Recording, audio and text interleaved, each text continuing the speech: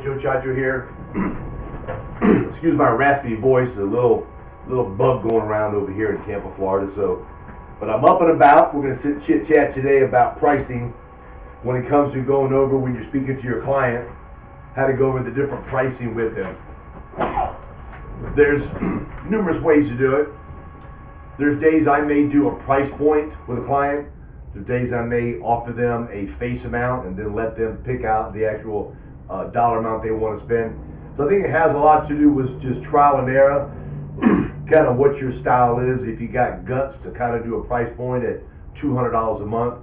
So it all depends on your personality and what feels comfortable for you. For me, over the years, I've gotten comfortable doing, either one. And I kind of judge it based on the person I'm dealing with. How do I judge with the person I'm dealing with? It is right here in my stomach. It just depends on how I'm going, how the flow is going with that person there. Now, price point selling is when you throw out some different monthly premiums. $200 a month, $150 a month. All depends on what your comfort zone is on which one you want to do. Now, some agents don't like showing or telling about premiums over $100 a month because they're saying, Joe, I'm going to get a huge chargeback. And that chargeback is going to kill me. Well, I understand that. Yet, if you do a premium for over $100, that's going to be a huge amount in your checking account. So you need to kind of sit and weigh out the pros and cons. If I do higher premiums, I'm making more money. If I'm doing higher premiums, I've got a higher chargeback. Or do I want to stay comfortable at a $35, $40 a month premium because you feel it's going to stay on the books? Premiums are going to fall off the book no matter if you do price point. If it's $100 a month, $175 a month, if it's $25 a month, it's going to stay off. It's going to fall off the books. Why? Just the way it is. They're going to have NSF. There's going to be a problem. Be a wrong checking account number, a wrong routing number. Something's going to go wrong, and it's going to fall off. And you cannot judge that business falling off because you sold too high of a premium. It could have been something totally different.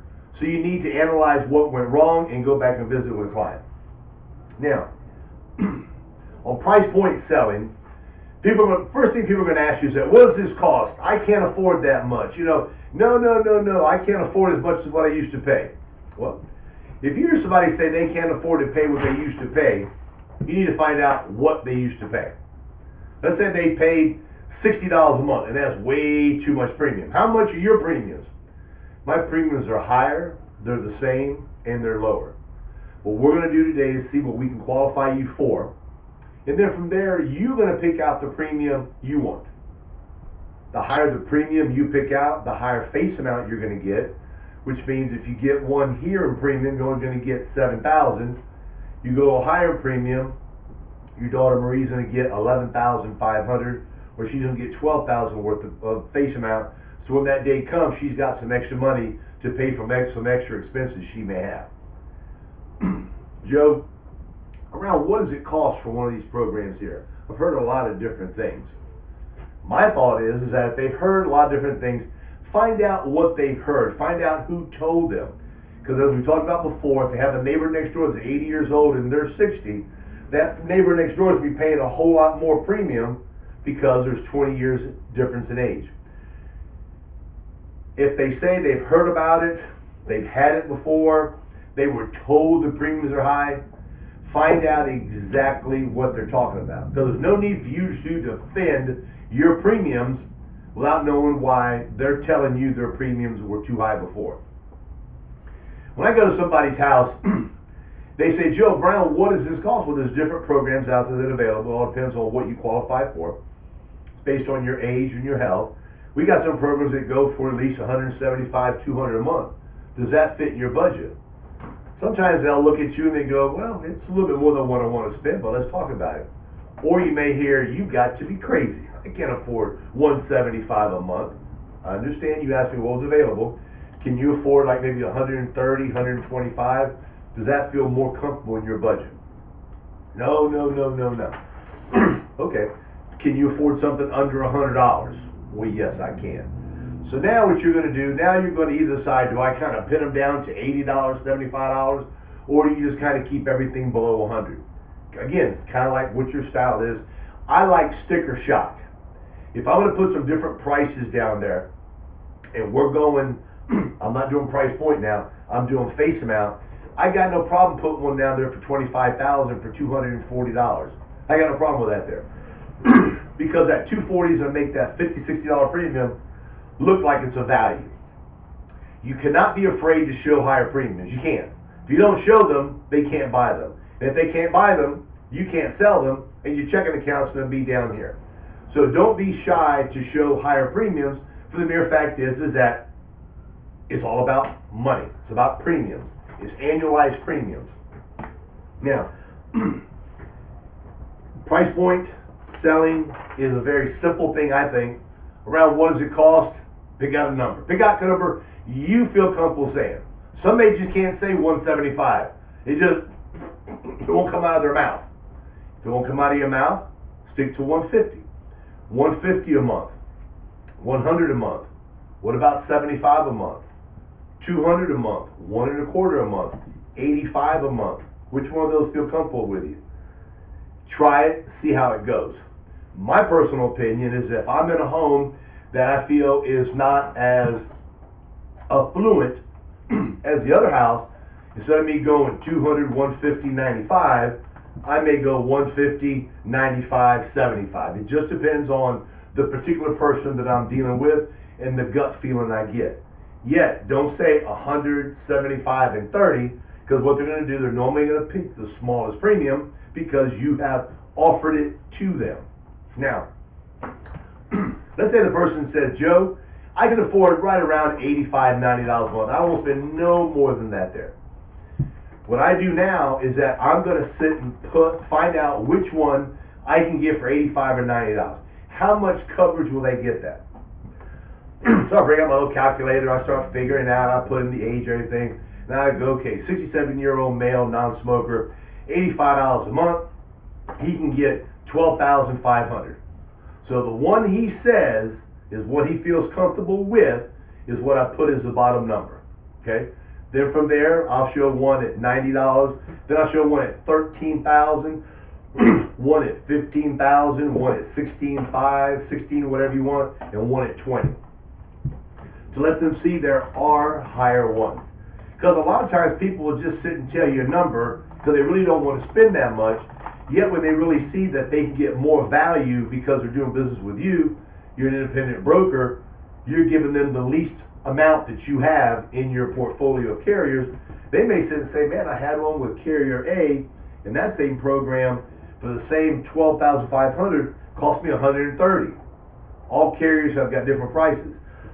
So, price point, the price they say, keep that as your lowest price point, and then from there, build up. Now, if they say they want to spend $85, and $85 is, let's say, $10,700, okay? What I would do then, I maybe show the $81 at the even $10,000, or bump it to the $11,000 and go a little bit higher than what they said. Sometimes people are very temperamental when they say 85 or 90. That's kind of like the price they want to see. So I like to give them a couple dollars below or maybe $1 higher, provided it's an even number. Because the name of the game is to make a sale. It's not to get too pushy and too greedy and walk out with a sale. Price point selling. Now let's sit and say, you say, Joe, I don't like showing or telling people 150, 200 a month. That's a little bit, it's not just not my style. I haven't graduated. I don't have that much guts to do that there. You can then do face amounts. You can do a 10, a 12, a 10.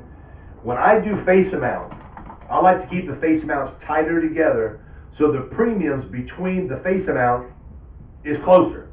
I don't do a 5, 10, 15, and 20 for the mere fact is there's too big of a gap between the 5, 10, 15, and 20. So if I got a gentleman who is 70 years old and he's a smoker, okay, and a $5,000 policy is going to be $70 a month, whatever the premium is, $70 a month.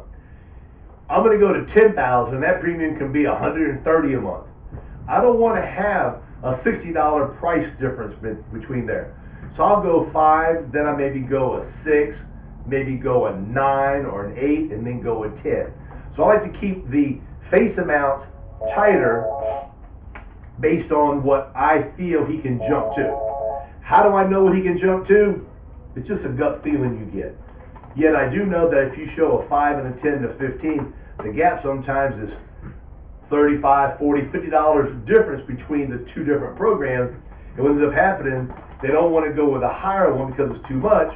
They go with a lower one, and you may have sat and screwed yourself out of doing something right in the middle. So show it. It's going to take you like an extra 10 seconds to write down 12.5 or 6,500 for the price. It's not going to hurt any time. Now, when I'm doing face amounts, I like showing 5 programs. Some agents I've talked to just want to show 1, some show 2. I like showing 5. Now, before I explain to you how I do the 5, I've gone to people's houses and they've told me, Joe, I want to spend about $85 or $90. That's all I want to spend. I've actually gone to a house probably about 2 weeks ago and the lady said, that's all I want to spend. And I said, okay. So I brought up my calculator what it will be, and I said, well, for that, for like $87, it's going to get you $15,000. She says, that's the one I want. So I'm not going to get greedy and say, hold on. I got to go through this process, Miss Jones. I got to show you what the higher ones are because you may want to buy. I got to show you what the 17.5 is because that's what I was trained to do. See if I can bump you up. Don't get greedy. If they say they want to spend 85 or 90, and you tell them 85 is going to get you this here, or you write it down, and they go, okay, that's good. You got a choice now. You can say, okay, move forward, or you can say, well, let me show you some other ones. So in the event you may want to get something a little bit more. That's got a lot to do with just you, okay? There's days I do that, and there's days I don't. So it just depends on the person you're dealing with, and a lot of times it has to do with your day. Don't get greedy because greed will kill you. Get what they want, let them feel comfortable, let them feel that they're in control and they picked out the one they picked out. But here's the beauty. You've already told them 150, 125, 85, or 90. You've already told them that. So believe it or not, you're in control. They feel they're in control. You're just directing them to a number you want. When I have all my prices down there, I usually have on my little planning worksheet, I got the men on the left side, the women on the right side, if it's a couple. If it's a single couple, I put the person, the man or the woman on the left-hand column. In the middle, I've got the different face amounts, 40, 35, 30, all the way down. When I'm going through the pricing, and let's say the pricing for the gentleman, $20,000 is $172.14. And the wife's $20,000 is $137.86. I will tell them these are what the different ideas are for these different programs.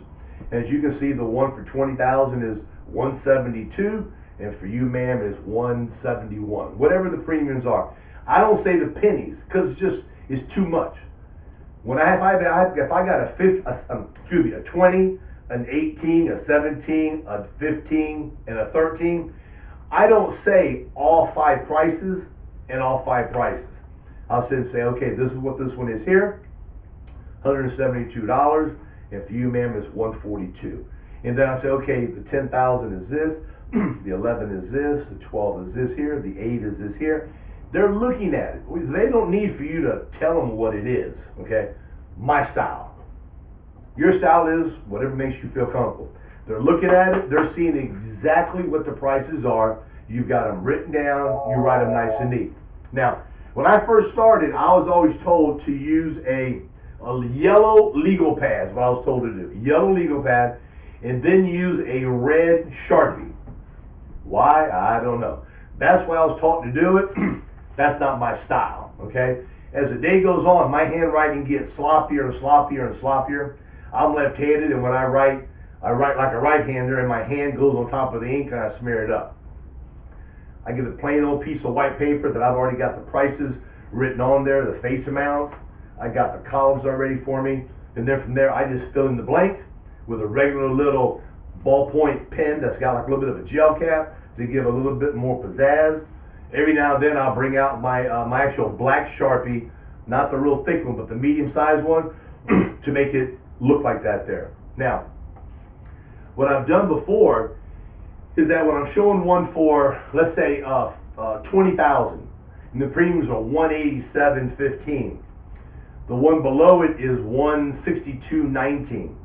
When I go to those higher face amounts, I usually write those premiums a little bit smaller in size, because if the face amount looks big, because the face amount, let's say, is this big, and the premium amounts are only this big, it looks like it's a small premium for a big face amount, psychologically speaking.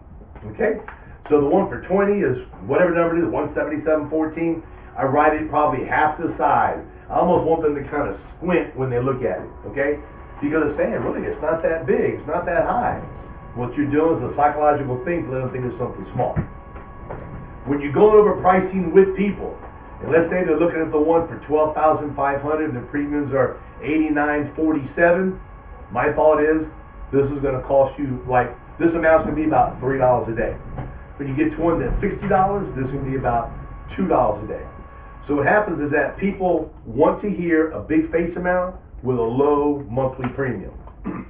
I don't like saying premium. I don't like saying this is going to cost you. I don't like saying the payment will be.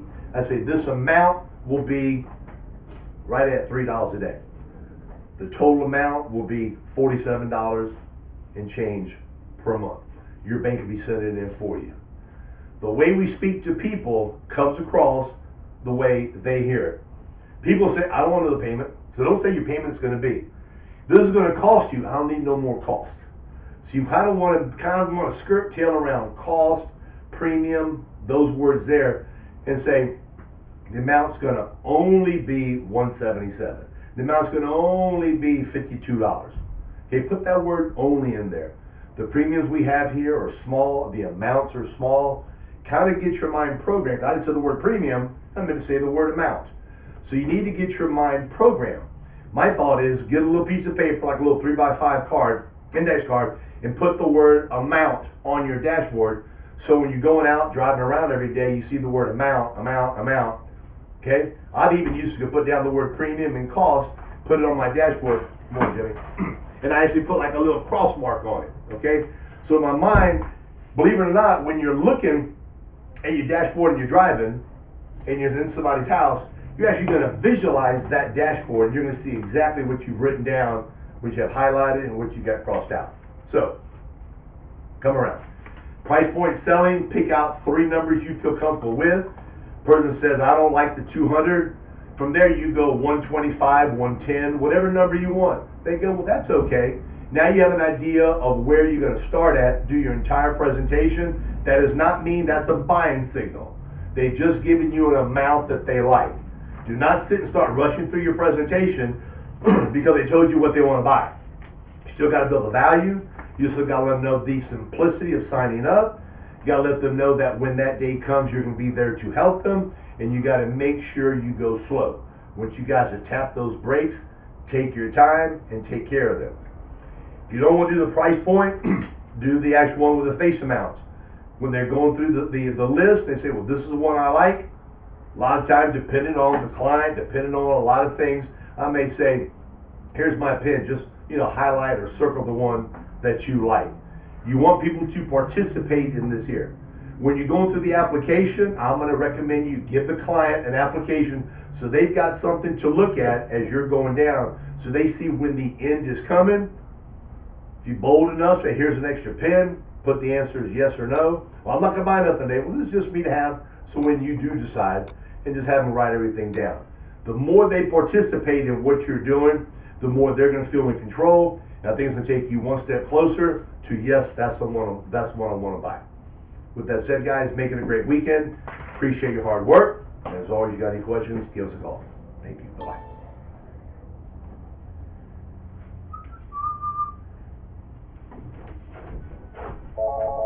Dang, it really does not hang up for you. Who?